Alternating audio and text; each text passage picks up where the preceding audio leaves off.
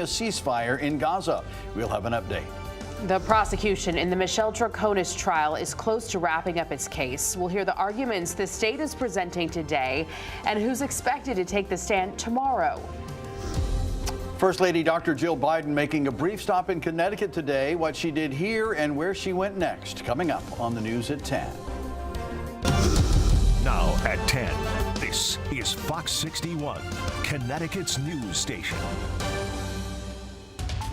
And we'll get to those top stories in just a moment. But first, we want to get a check on the forecast. Thanks for joining us here at 10. I'm Brent Harden. And I'm Sarah Sanchez. It was a dry, chilly day out there and dry, chilly night. But as we get closer to the end of the week, we're tracking the chance for rain. Chief Meteorologist Rachel Frank joining us now with more on what to expect. Hey, Rach. Yeah, it's true. We have some milder temperatures in the days ahead. But first, another cold night, similar to this morning when we woke up to temperatures that were in the single digits for a few of our colder spots. Summers, Winstead, Willington, you all got down there this morning, but teens for most of the rest of us. And that will be the case again tonight into tomorrow morning. We're already seeing the numbers falling back through the 20s, including 26 in Hartford, but 21 in Windham and 23 the current temperature for the New Haven area. Overnight lows will dip back into the teens for most of the state. But again, our coldest spots could see single-digit overnight lows. And then we're looking at a little bit of a warm-up, quote-unquote, by afternoon. We're looking at highs close to 40 degrees instead of the mid to upper 30s like we were today. I don't think it's quite as sunny, so there's a bit of a trade-off. We do see a few clouds mixing in, but we are dry from start to finish, and that warming trend continues. Thursday, we're in the mid-40s, and we're in the upper 40s on Friday, but here's that rain, and it could start out briefly as a wintry mix for some, a mix of rain and snow for later Thursday into Friday. No big issues with that, but we'll talk about the timing and what you need to know for the Friday morning commute coming up.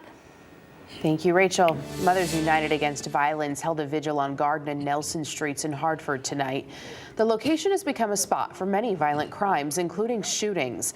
Most recently, 2 people were shot and killed at an after-hours party on Garden Street that happened earlier this month. The vigil was held to bring the community together, to support each other, and to address the violence in the area. It's just not fair to our young people. What's going to happen when, when school lets out and they got to walk these streets? Who's going to be here to protect them? We have to get these guns off of our streets. 28-year-old Akeem Williams and 36-year-old Adrian Easterling were killed in that shooting from earlier this month.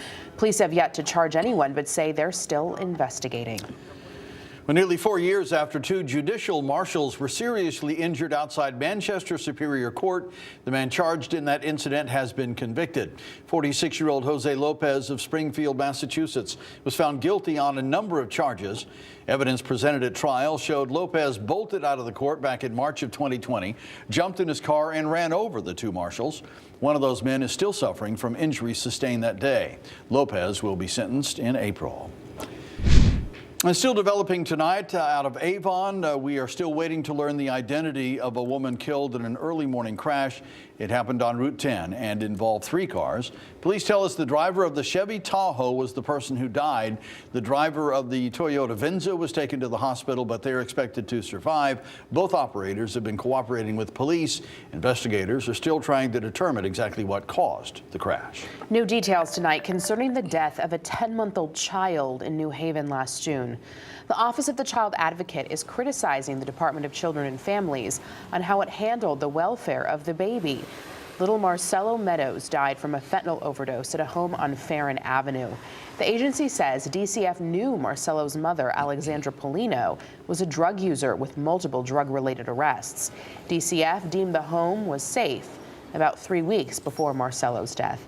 DCF says they acknowledge the findings and are reviewing recommendations to improve the safety and well-being of the children they serve.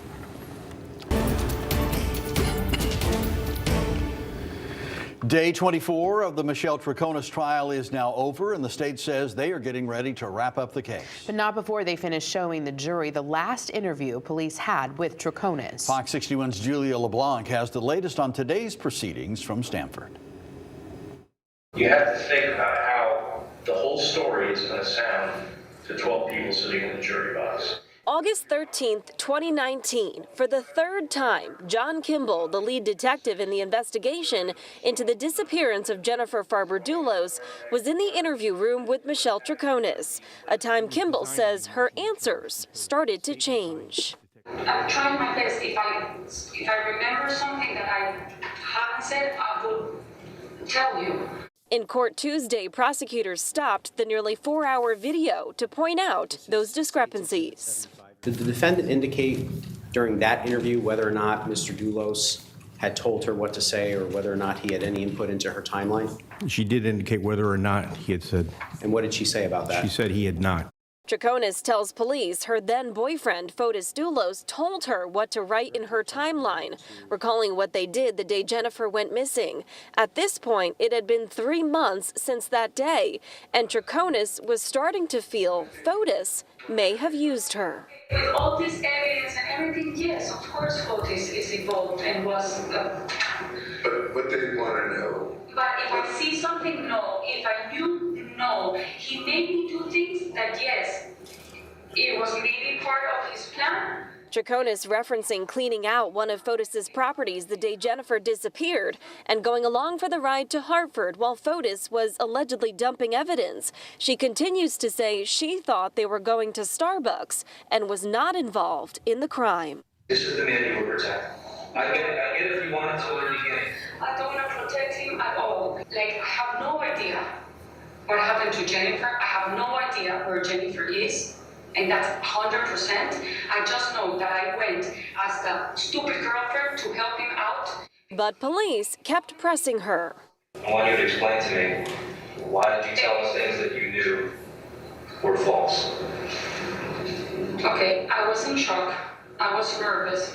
Something her defense attorney, John Schoenhorn, says may be why his client's responses varied from time to time. Michelle at no point said, I want to stop the interview on August 13th, did she? No, she did not.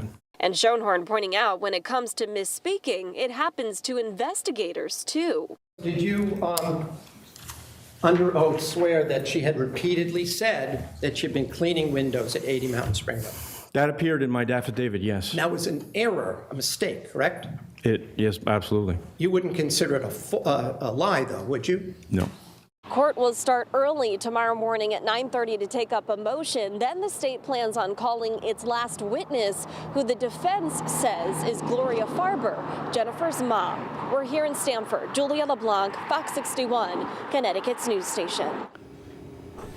Our state played host to the First Lady of the United States for the second time so far this year. Jill Biden was in Connecticut attending a fundraising event for the Biden Victory Fund. She touched down at Tweed New Haven Airport around 4:30 this afternoon. A motorcade took her to the event in Guilford, but she was only there for brief remarks before getting back on the plane en route to Logan International Airport.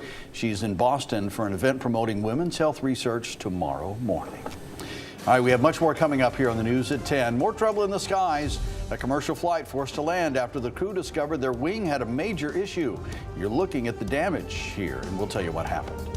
And a lot of new developments today into the investigation into the deadly parade shooting in Kansas City. We're bringing you the very latest. Very different when it's a child. So I felt very strongly that we needed to do something about this. Giving people the power to save lives. Coming up at 10:30, my conversation with the doctor who is credited with starting the effort that became Stop the Bleed. Stay with us.